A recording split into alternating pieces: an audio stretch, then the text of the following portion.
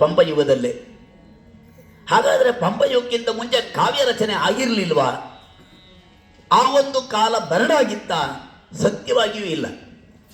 ಜನಪದರಿಂದ ಮುಂದುವರೆದು ಪಂಪನ ಯುಗಕ್ಕೆ ಬರುವವರೆಗೆ ಶ್ರೇಷ್ಠ ಸಾಹಿತ್ಯದ ಒಂದು ಹುಲುಸಾದ ಬೆಳೆ ಬೆಳೆದಿತ್ತು. ಹೇಗೆ ಬೆಳೆದಿತ್ತು? ಸಂಧ್ಯಾ ಅವರು ಹೇಳ್ತಾರೆ.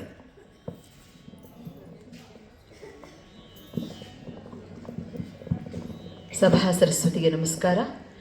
ಬಹುಶಃ 1ನೇ ಶತಮಾನದ ಜನಪದ ಕೊಂಡಿಗೆ ಮತ್ತೊಂದು ಸಂವಹನವನ್ನು ಸುದೀರ್ಘವಾಗಿ ಮತ್ತು ಸಬಲವಾಗಿ ಕಲ್ಪಿಸಿದ್ದು ಅಂತ ಹೇಳಿದ್ರೆ ಕವಿರಾಜ ಮಾರ್ಗಯುಗ.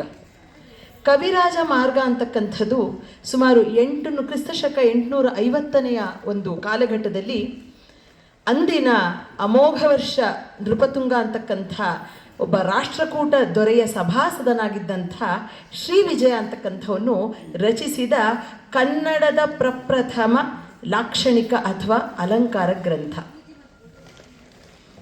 ಈ ಪಂಪಪೂರ್ವ ಯುಗದ ಕವಿಗಳಿಗೆ ಯಾವ ರೀತಿ ಕಾವ್ಯವನ್ನು ನಿರ್ದುಷ್ಟವಾಗಿ, ಅಂದರೆ ಯಾವುದೇ ಲೋಪದೋಷಗಳಿಲ್ಲದಂತೆ ಅಚ್ಚುಕಟ್ಟಾಗಿ ಬರೆಯಬೇಕು ಅಂತಕ್ಕಂಥ ಒಂದು ಹಾದಿಯನ್ನು ಹಾಕಿಕೊಟ್ಟು ಕವಿಗಳಿಗೆ ಮಾರ್ಗವನ್ನು ತೋರಿಸಿಕೊಟ್ಟಂಥ ಒಂದು ಮೇರು ಸಮಾನವಾದಂಥ ಮತ್ತು ಪ್ರಪ್ರಥಮ ಕೃತಿಯೇ ಕನ್ನಡದ ಕವಿರಾಜ ಮಾರ್ಗ.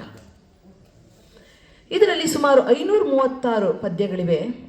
ಅದರಲ್ಲಿ ಅವನು ಶ್ರೀ ವಿಜಯ ಮೊದಲ 230 ಪದ್ಯಗಳನ್ನು ದಂಡಿಯ ಕಾವ್ಯಾದರ್ಶ ಕಾವ್ಯದಿಂದ ಆಕರವಾಗಿ ಮಾಡಿಕೊಂಡು ಬರೆದಿದ್ದಾನೆ.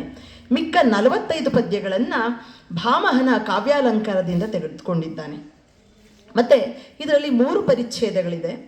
ಮೊದಲನೆಯ ಪರಿಚ್ಛೇದದಲ್ಲಿ ಕನ್ನಡ ನಾಡು ನುಡಿ, ಕನ್ನಡಿಗರು, ಕನ್ನಡದ ಜನ, ಅವರ ಸ್ವಭಾವ, ಹಾಗೆ ಪ್ರಾಕೃತ ಮತ್ತು ದೇಸಿ ಇವಕ್ಕಿರಬೇಕಾದಂಥ ಒಂದು ಏನು ನಾವು ಹೇಳ್ತೀವಿ ವೈವಿಧ್ಯತೆಗಳು ಇದರ ಬಗ್ಗೆ ಎಲ್ಲ ಮಾತನಾಡ್ತಾನೆ.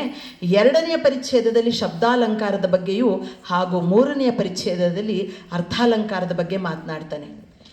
ಈ ಕವಿರಾಜ ಮಾರ್ಗದ ಮಹತ್ತೇನು ಅಂತ ಹೇಳಿದ್ರೆ, ಅವನು ಮೊದಲನೇದಾಗಿ ಧ್ವನಿಯ ಬಗ್ಗೆ ಮಾತನಾಡ್ತಾನೆ. ಆನಂದವರ್ಧನನ ಒಂದು ಧ್ವನ್ಯಾಲೋಕಕ್ಕಿಂತ ಮೊದಲೇ ಧ್ವನಿಯ ಬಗ್ಗೆ ಮಾತಾಡಿದ್ದವನು ನಮ್ಮ ಕನ್ನಡದ ಕವಿ ಶ್ರೀ ವಿಜಯ. ಇದು ನಾವು ತುಂಬ ಗಮನಿಸಬೇಕಾದಂಥ ಅಂಶ. ಹಾಗೆ ಯತಿ ಎಂಬುದು ಉಸಿರ್ವ ತಾಣಂ ಅಂತ ಹೇಳಿ ಯತಿಯ ಬಗ್ಗೆ ಕೂಡ ಮೊದಲನೇದಾಗಿ ಅವನು ಪ್ರಸ್ತಾಪ ಮಾಡ್ತಾನೆ. ಅಂದಿನ ಹಳೆಗನ್ನಡದ ಅಂದರೆ ಪಂಪಪೂರ್ವ ಯುಗದ ಕವಿಗಳಾದಂಥ ದುರ್ವಿನೀತ, ಬಹುಶಃ ಬೃಹತ್ ಕಥೆ ಮತ್ತು ಶಬ್ದಾವತಾರದ ಕವಿ, ತುಂಬಲೂರಾಚಾರ್ಯ ಚೂಡಾಮಣಿಯ ಕವಿ, ಹಾಗೆ ಅಸಗ 900ರಲ್ಲಿ ಕರ್ನಾಟಕ ಕುಮಾರ ಸಂಭವವನ್ನು ಬರೆದವನು, ಮೊದಲನೆಯ ನಾಗವರ್ಮ ಹರಿವಂಶ ಮತ್ತು ಶೂದ್ರಕ ಇತ್ಯಾದಿ ಕೃತಿಗಳ ಕರ್ತೃ, ಹಾಗೂ ಶಿವಕೋಟ್ಯಾಚಾರ್ಯರ ವಡ್ಡಾರಾಧನೆ. ಈ ಗ್ರಂಥಗಳು ಆ ಪಂಪಪೂರ್ವ ಯುಗದಲ್ಲಿ ಪ್ರಖ್ಯಾತವಾಗಿ ಬಂದಂಥವು. ನಾವು ಈ ಶಿವಕೋಟ್ಯಾಚಾರ್ಯರ ವಡ್ಡಾರಾಧನೆಯನ್ನು ಗಮನಿಸಿದಾಗ ಅದರಲ್ಲಿ ಹೆಚ್ಚು ಭವಾವಳಿಗಳ ಕಥೆ ಬರುತ್ತೆ. ಎಷ್ಟೇ ದೇಸಿ ಸಾಹಿತ್ಯವಿದ್ರೂ ಸಹ ಅದು ಪ್ರಾಕೃತದ ಅಥವಾ ಸಂಸ್ಕೃತದ ಒಂದು ಪ್ರಭಾವದಿಂದ ಆಚೆ ಬಂದಿರೋದಿಲ್ಲ. ಅಷ್ಟೇ ಅಲ್ಲದೆ ದುರ್ಗಸಿಂಹನ ಪಂಚತಂತ್ರದಲ್ಲಿ ಕೂಡ ನಾವು ಹೆಚ್ಚಿನ ಸಂಸ್ಕೃತದ ಪ್ರಭಾವವನ್ನು ಕಾಣುತ್ತೇವೆ. ಮತ್ತು ಈ ಕವಿರಾಜ ಮಾರ್ಗದ ಮೊದಲನೆಯ ಪರಿಚ್ಛೇದದಲ್ಲಿ ಕನ್ನಡ ನಾಡಿನ ಬಗ್ಗೆ ಶ್ರೀ ವಿಜಯ ಏನನ್ನು ಬರೀತಾನೆ ಅಂತ ಹೇಳಿಬಿಟ್ಟು ವಾಚನದಲ್ಲಿ ಇವತ್ತು ಗಮಕ ವಿದುಷಿ ಶ್ರೀಮತಿ ಸೀತಾಲಕ್ಷ್ಮೀ ಶರ್ಮಾರವರಿಂದ ನಾವು ಕೇಳೋಣ. ಕಾವೇರಿಯಿಂದಂ ಗೋದಾವರಿ ವರಮಿರ್ದ ನಾಡದ ಕನ್ನಡದೊಳ್ ಭಾವಿಸಿದ ಜನಪದಂ ವಸುಧಾವಳಯ ವಿಲೀನ ವಿಷದ ವಿಷಯ ವಿಶೇಷಂ.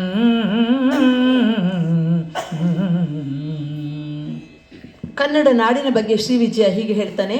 ಕಾವೇರಿಯಿಂದ ಗೋದಾವರಿಯವರೆಗೂ ಹಬ್ಬಿದ್ದಂಥ ಆ ಕನ್ನಡ ನಾಡಿನಲ್ಲಿ ಆ ಪ್ರದೇಶದಲ್ಲಿ ವಾಸಿಸಿದ್ದಂಥ ಜನಪದರು ಕನ್ನಡಿಗರು.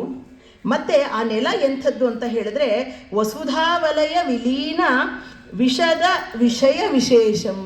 ಇಡೀ ಭೂಮಂಡಲದಲ್ಲಿರ್ತಕ್ಕಂತಹ ಸುಂದರವಾದಂಥ ವಿಶೇಷವಾದಂಥ ವಿಷಾದ ಅಂದರೆ ವಿಸ್ತಾರವಾದ ಪ್ರದೇಶಗಳಲ್ಲಿ ಆ ಪ್ರದೇಶವು ಒಂದು ಅಂತ ಹೇಳ್ತಾನೆ. ನಾವು ಇಲ್ಲಿ ತುಂಬ ಗಮನಿಸಬೇಕು.